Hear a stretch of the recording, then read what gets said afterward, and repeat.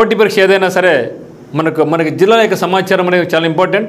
అందులో భాగంగా ఈ యొక్క వీడియోలో మనం కంప్లీట్గా విశాఖపట్నం డిస్ట్రిక్ట్ గురించి చూడబోతున్నాం.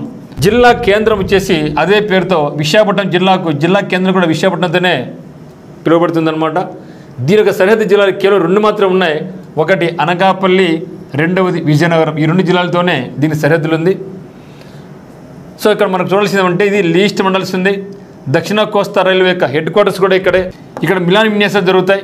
అతిపెద్ద విన్యాసాలు, మన దేశంలో జరిగే అతిపెద్ద విన్యాసాలు, అనేక దేశాల భాగస్వామ్యంతో మిలాన్ విన్యాసాలు మనకు ఈస్టర్న్ నేవల్ కమాండ్ ఆధ్వర్యంలో జరుగుతాయన్నమాట. సో ఈస్టర్న్ నేవల్ కమాండ్ యొక్క హెడ్ ఆఫీస్ వైజాగ్లో ఉంది. మొత్తం మనకి భారతదేశంలో 4 నేవల్ కమాండ్స్ ఉంటే ఇక 4 కమాండ్స్లో నేవల్ కమాండ్లలో మనకు ఒకటైనటువంటి ఈస్టర్న్ నేవల్ కమాండ్ అనేది హెడ్ క్వార్టర్స్ వైజాగ్ అనమాట.